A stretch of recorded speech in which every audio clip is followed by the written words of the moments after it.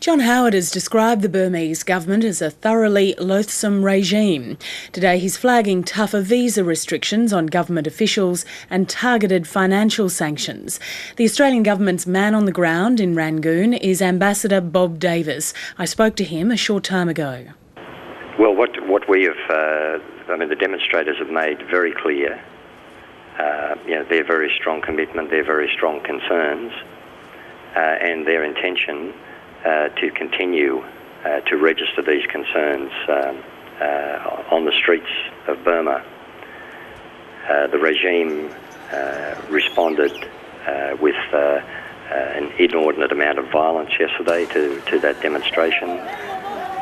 The outlook, I would assess, is that the protesters are very strongly committed to their cause, and that the regime response yesterday, which was despite calls from Australia, from the international community, from the United Nations Secretary General and others for the regime to exercise restraint, the regime certainly did not exercise any restraint yesterday.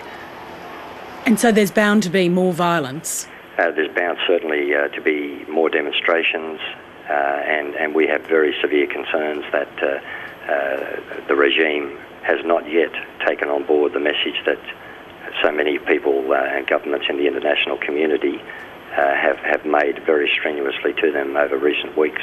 Do you fear that we're going to see the kind of violence we saw in 1988 when 3,000 people died? We would certainly very strongly urge the authorities here to avoid that dreadful carnage that happened in 1988. That was certainly a major blot on the reputation of the authorities here. Do you think the military's been taken by surprise by the size of these protests? I think they've been taken by surprise that anyone would have the courage in this very repressive environment to actually express their opinion in public, as the very large numbers of protesters have done recently. What's your advice to Australians who may be in the country?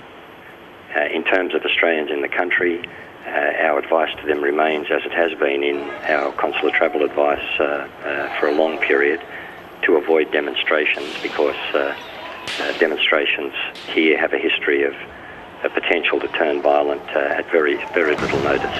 And it seems it's a grim picture that you're painting for us, Ambassador. Again, Australia and other members of the international community repeat our very strong calls to the regime here to exercise restraint, to recognise the right of the people of Burma as demonstrated by so many tens of thousands of them, particularly over the last week, to exercise a basic right to peaceful expression of their view. Ambassador Bob Davis, thanks very much. Thanks very much, Lisa. Bye.